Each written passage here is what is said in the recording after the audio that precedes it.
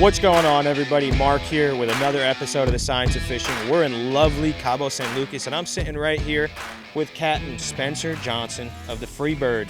He's fishing for Scotty Shephler this week on the Lone Stars Angling Club with SFC. So, Spencer, how you doing, brother? I'm good. Happy to be here. Let's start off with, one of the questions that I've been wanting to ask. You've spent more time in Cabo, right, than probably a lot of these guys have ever, right? But you used to fish here a lot, right? Yeah, we kept the boat here for really 3 years, maybe 4 years.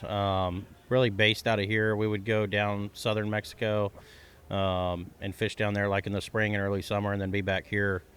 But it's just a great place. It's easy travel. The fishing's always good. Yep. Was that with David? That was with David. Awesome. Yes, Awesome. So how long have you been David's captain?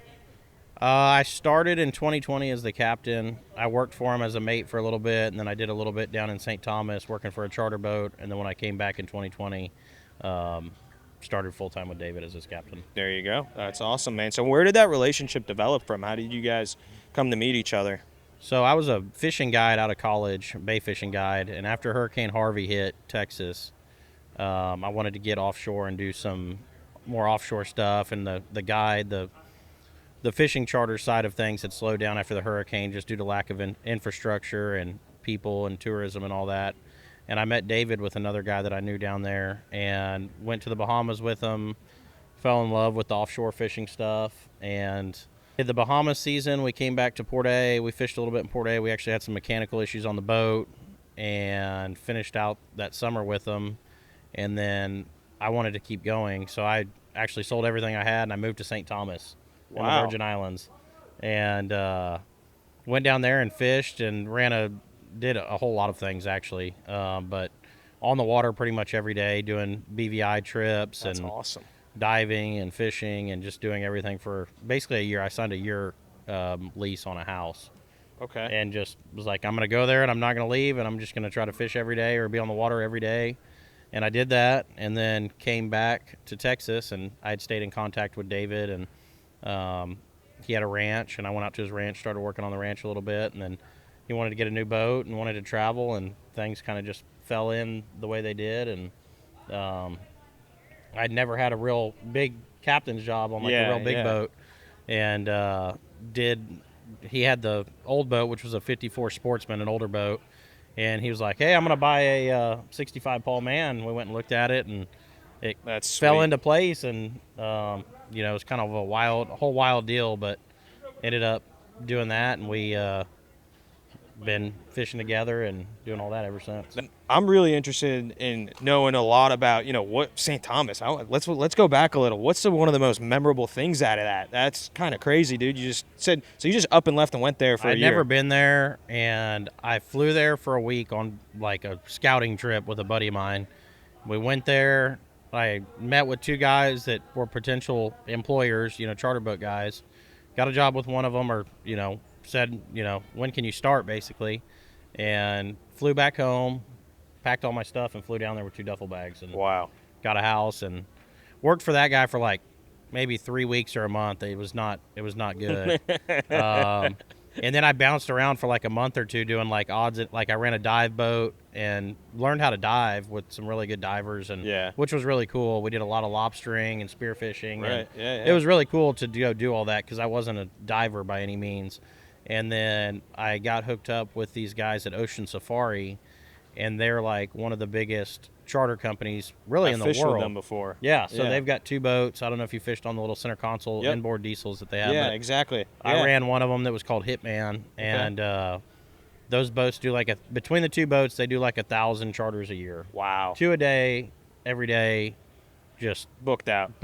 That's crazy. It's a one-man show. So you drive the boat, you wash the boat, you I remember it was just one captain that was on the boat with me and my dad. One guy, and we got to do some north drop trips. Yeah, and, that's sick. Fish the fads over there. Yeah, fish the fads, catch tunas. It was cool. The sharks were really bad. That was one big problem. But other than that, it was just really cool to go fishing, and it was something different every day. Right.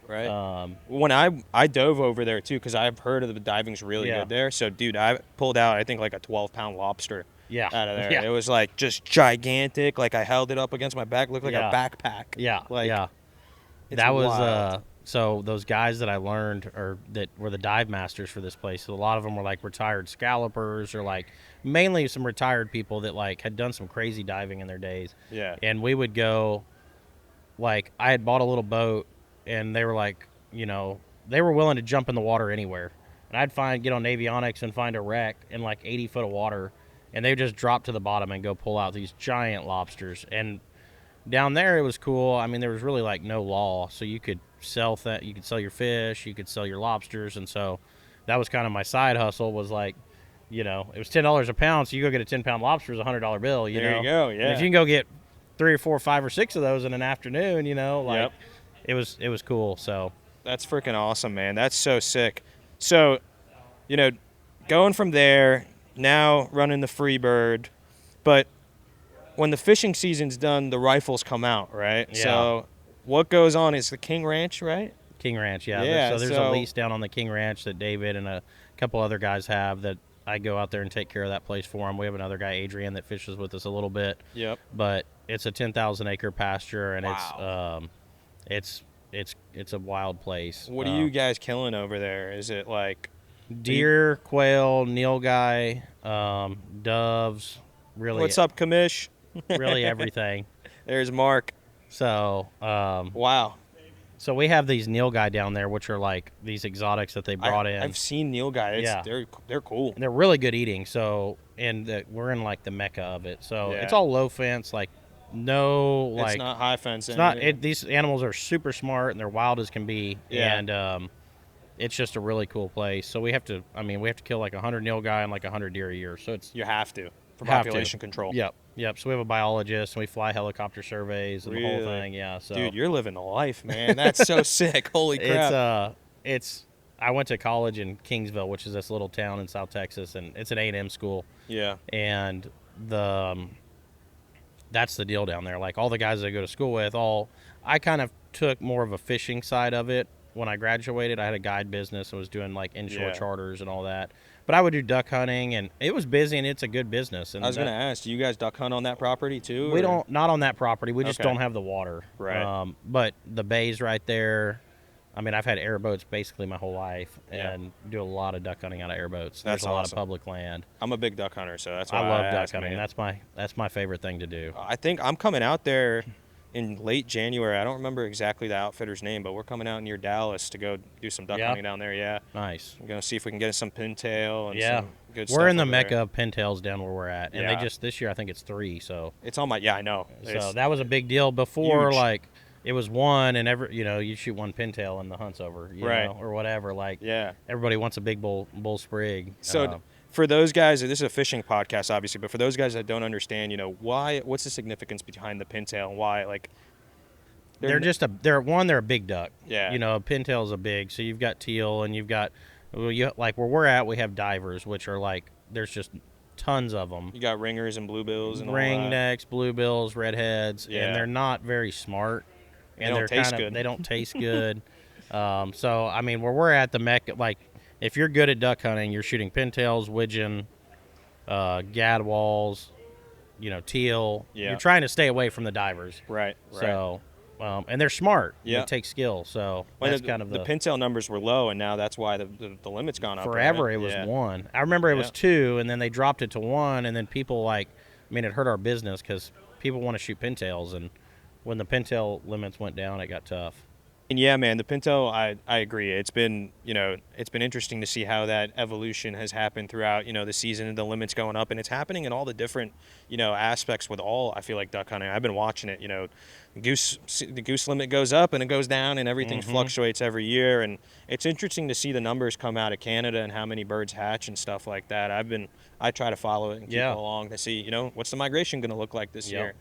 And so, speaking of migration, I hear there may be something going on where you're going to Orange Beach or something like that. Oh, I don't know. It's a pipe dream, but I love it over there. Yeah? Actually, we're in a water crisis where we're at right now, and I was just Really? talking to Brian. Like, our reservoirs, there's a lot of industry in Corpus where I live.